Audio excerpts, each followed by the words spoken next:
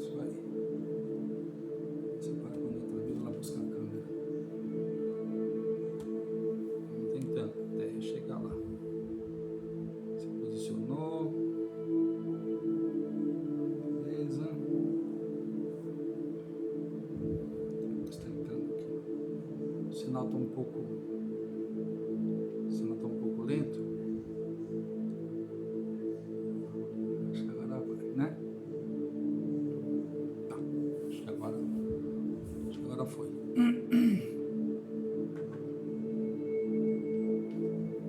Isso aí.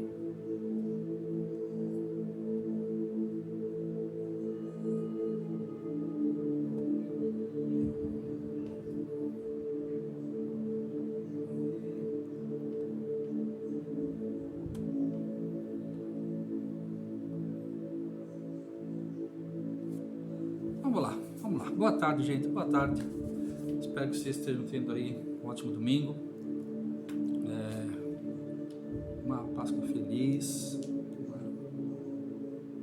Dentro das conjunturas que nós estamos vivendo. Vou baixar um pouquinho isso aqui, que está atrapalhando um pouco. Eu queria comentar algo, queria compartilhar algo, né, das minhas caminhadas matinais aqui em Caraguatatuba. É gostoso, né? Logo pela manhã você poder olhar assim o mar, poder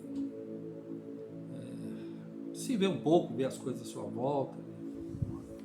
A praia é totalmente vazia, né? As coisas assim. Nós não ficamos na praia, nós passamos pela praia, né? É proibida a permanência, não a passagem, né? Então, nós podemos passar, né? Passagem, né?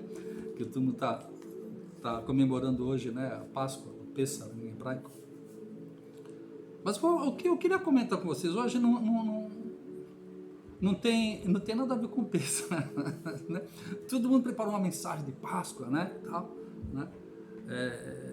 Até todo mundo fala a maioria, né? Fala da Páscoa lá do Novo Testamento, né? Pela lei da primeira menção, a Páscoa é lá com Moisés, né? Tirando o povo do Egito, da escravidão egípcia. Mas nessa linha aí é que eu quero compartilhar, sabe? Compartilhar uns pensamentos e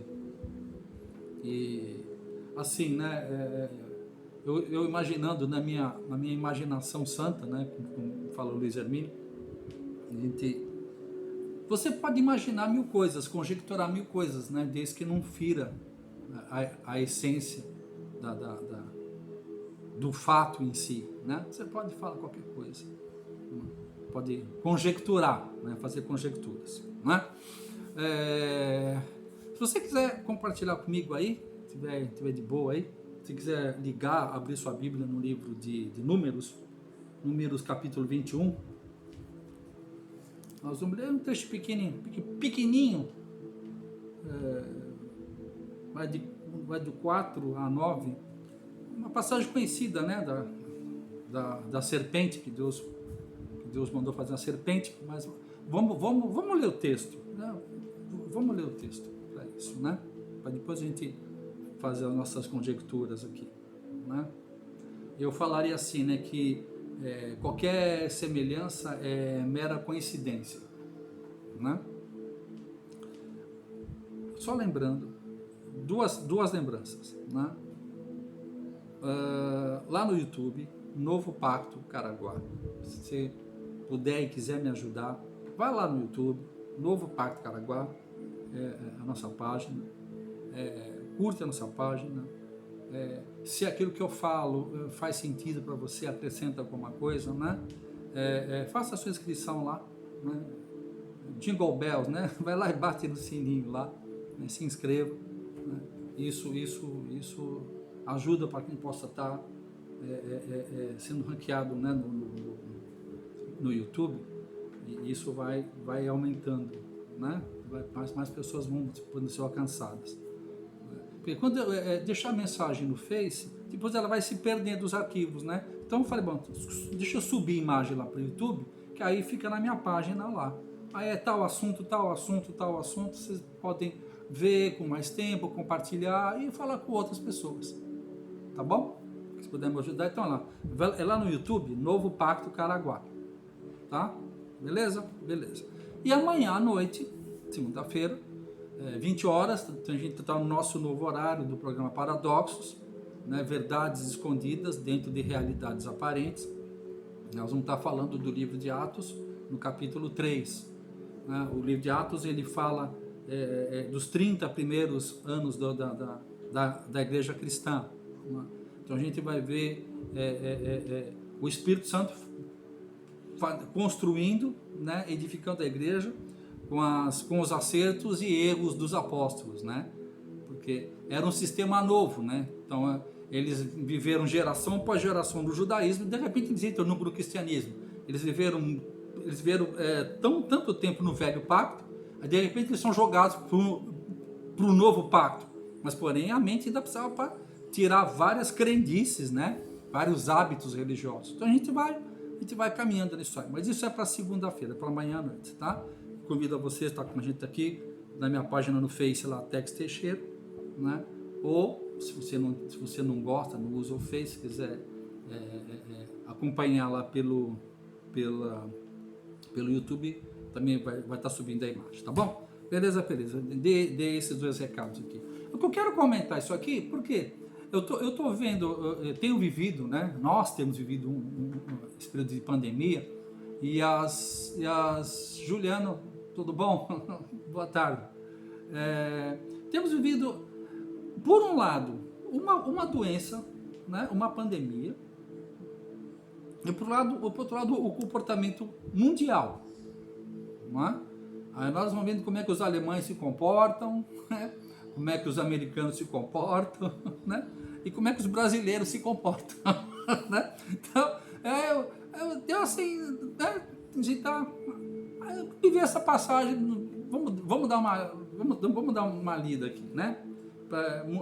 Vamos lembrar da passagem, e aqueles que não conhecem vão ouvir a passagem, né?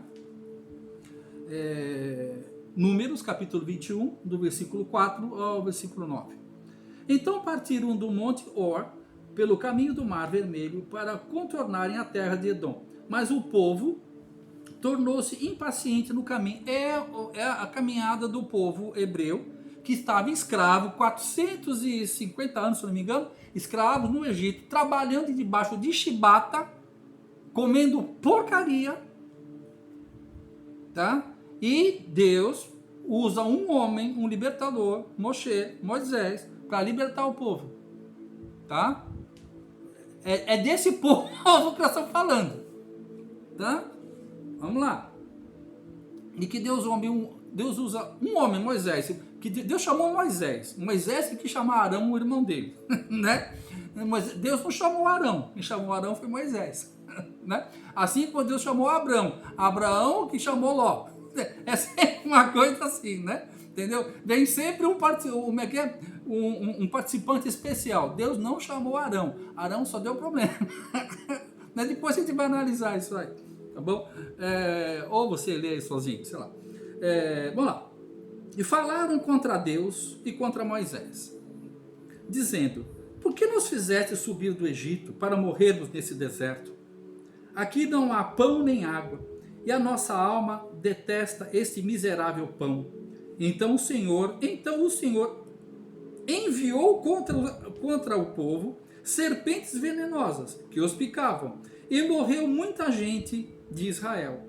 O povo veio a Moisés e disse: Moisés, pecamos, pois temos falado contra o Senhor e contra ti. Ora ao Senhor para que tire de nós as serpentes. Então Moisés orou ao Senhor. E disse o Senhor a Moisés: faze uma serpente e põe-na sobre uma haste. Todo aquele que for mordido e olhar para ela, viverá. Moisés fez uma serpente de bronze e a pôs sobre uma haste. Então, quando alguém era mordido por alguma serpente, se olhava para a serpente de bronze e vivia. Tá? Porque o meu intuito não é não é ensinar nada, né? não é falar de ninguém para ninguém, né? Mas qualquer semelhança será mera coincidência, tá? Porque eu vou trilhar essa caminhada aqui, né? Esse povo estava debaixo de um regime de escravidão, ok? Aí Deus usa um homem não perfeito e resolve escolher um homem, e esse homem tira esse povo. Agora, esse homem tira esse povo para uma caminhada para a terra, para a Promised Land, né? para a terra prometida. Agora, como eu sempre falo, quem compartilha comigo sabe disso. Deus não está interessado no sucesso. Ele está interessado, está envolvido no processo de amadurecimento de nossas vidas. Por que Deus não te fez perfeito? Por que Deus não me fez perfeito? Por quê? Ele é o oleiro que quer pegar o barro e fazer um vaso. O prazer do pai é o tratamento, é o envolvimento com o filho. E assim ele começa. Então ele pega o povo hebreu e tudo que está no velho pacto, na velha aliança, é uma analogia, uma comparação àquilo que haveria de ser no futuro. Não é? Ok? Então vamos lá. Vamos voltar lá agora falando um pouquinho mais detalhadamente sobre o texto, né? Mais profundamente sobre o texto. Falaram contra Deus e contra Moisés, dizendo: por que nos fizeste subir do Egito para morrermos nesse deserto? Aqui não há pão nem água e nossa alma detesta esse pão miserável, né?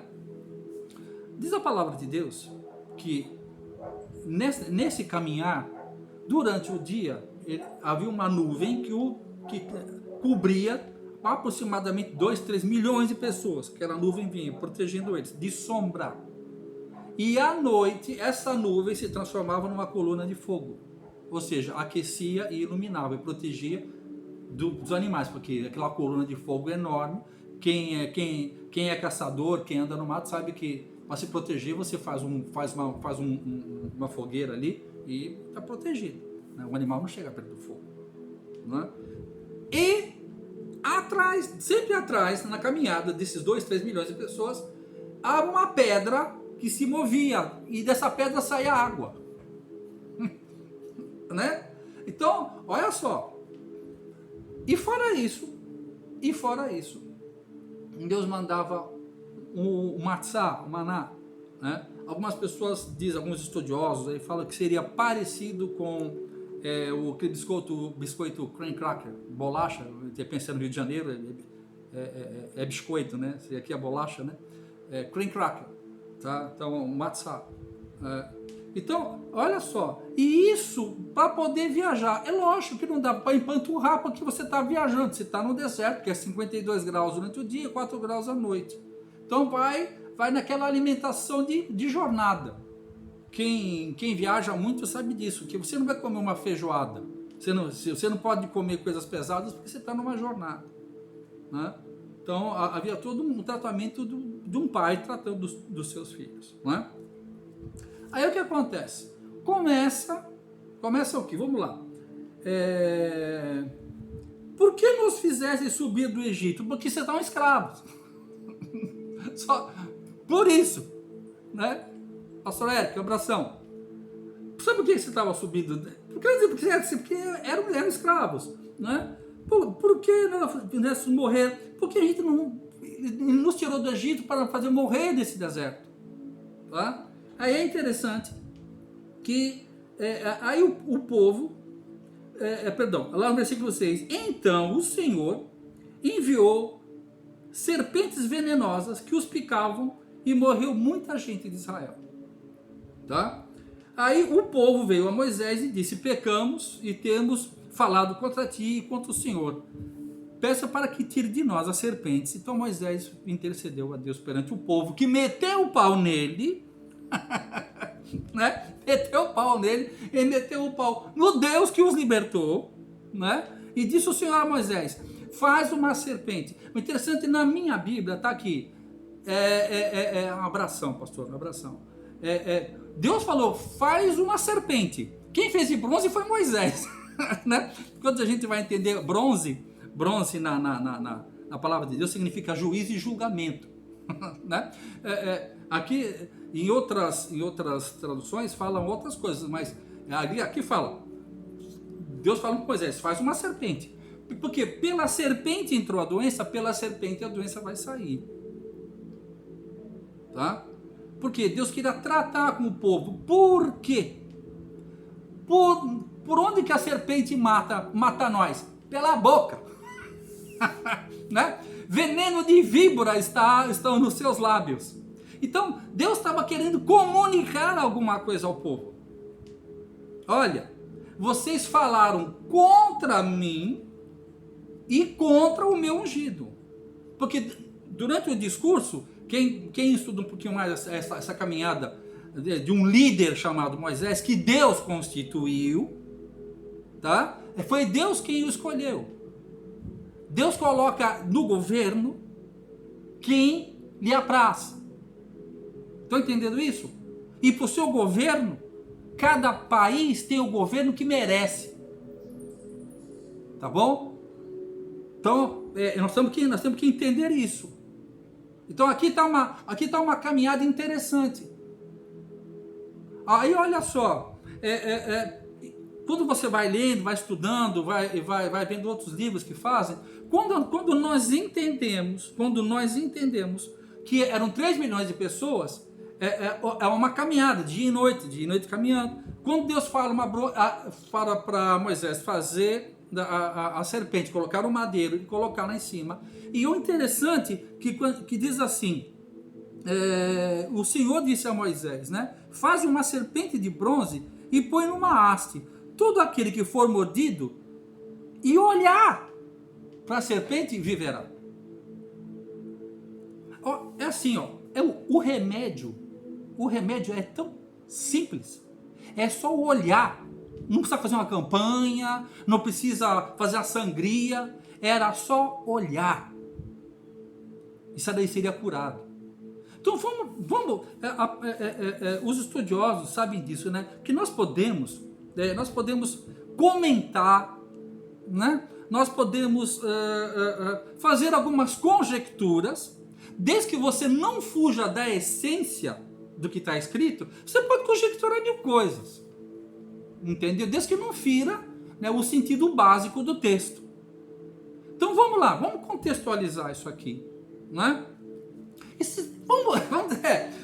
Como se fosse hoje. E se fosse hoje, né, que há uma doença que está matando pessoas, ok?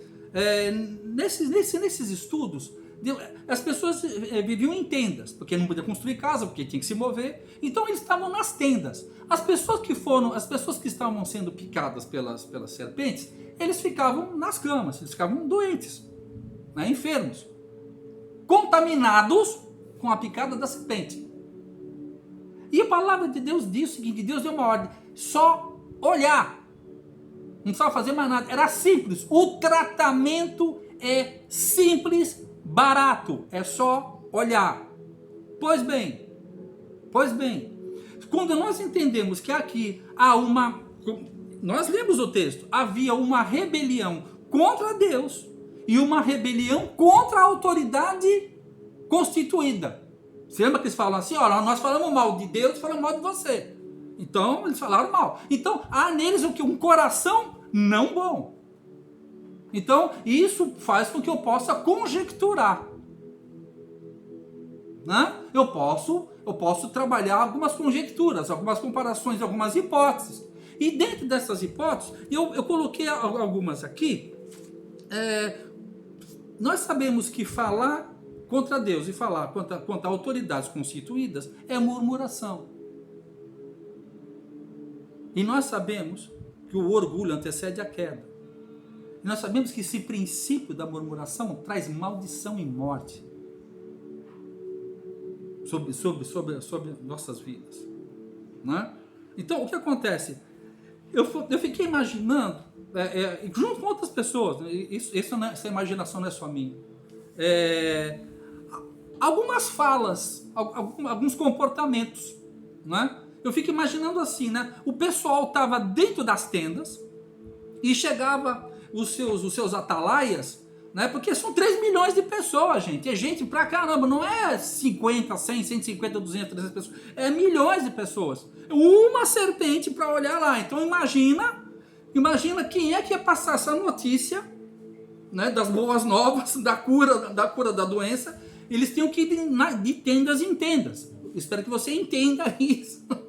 Tá bom? Aí o que acontece? Aí o cara batia na tenda do cara, ó, pum, pum, pum, pum. Ó, é o seguinte, Deus falou com Moisés, e Moisés deu uma ordem, que se você apenas olhar para a serpente, você vai ser curado. Aí, o que acontecia? Muita gente vai falar o seguinte, mas será que há evidência científica para isso? Vai entender? Será que isso cura mesmo? Olha, é muito esquisitice. Se por uma cobra eu estou doente, como é que pode, por uma cobra, eu vou ser curado? Tá entendendo isso? Algumas pessoas deviam estar pensando assim, ó, tudo que vem desse cara, do nosso governador, do nosso presidente, do nosso Moisés, eu não creio. Prefiro morrer do que acreditar que Deus falou com Moisés, que é um tratamento barato, que é só olhar para a serpente. Tá entendendo isso? O tratamento é barato, é só olhar. Porém, preferem morrer do que apenas olhar. Porque junto com o pecado veio a salvação. Junto com a doença vem a cura.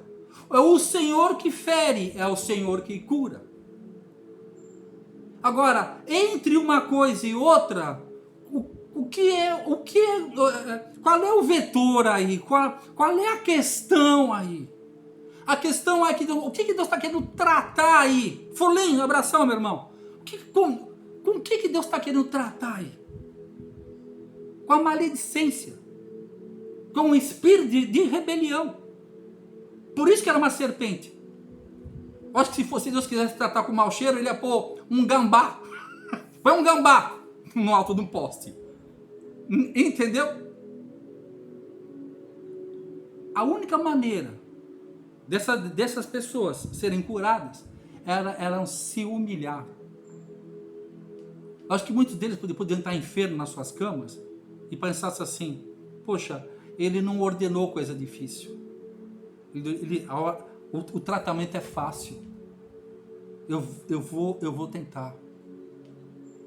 E a palavra diz que todos que se humilhavam, a ordem simples que o seu líder deu, foram curados. Porque você sabe como é que Deus trata com o orgulhoso? Com um espírito de orgulho? Ele trata o quê? Provocando situações de humilhação. Humilhai-vos perante a potente mão de Deus, e Ele, a seu tempo, do seu jeito, vos curará. Se o povo que se chama pelo meu nome se humilhar e orar, eu ouvirei e sararei a sua terra. A sua terra. O que eu quero compartilhar conosco hoje há situações a níveis individuais, a níveis de família, que Deus mesmo prepara algumas situações, algumas serpentes, porque por que ele prepara a serpente? Porque ele quer te matar? Não, ele quer te libertar do orgulho. Então ele pode te preparar algumas situações picantes, entendeu? Porque no fundo ele quer trabalhar com o orgulho. Quando nós... Em outro exemplo na Bíblia, de Naamã, né? Qual foi a cura do orgulho de Naamã? 7 mergulhos numa água não boa, numa água rasa. Entende isso? Betinha, um abraço. Estão entendendo isso? Eu quero compartilhar esse pensamento e de alguma maneira a gente venha a entender. Cuidado você, cristão e cristã, que fica falando mal contra o Moisés que Deus constituiu. Porque toda autoridade é instituída por Deus. Não defendo, não sou de direita nem de esquerda. Eu sou de alto, sou de riba. Está entendendo? E eu posso crer que Deus levanta homens, mulheres, não perfeitos, para que seja a Ele a honra, a glória e o louvor para sempre. Estão entendendo isso? Está aqui uma coisa que eu queria compartilhar com vocês.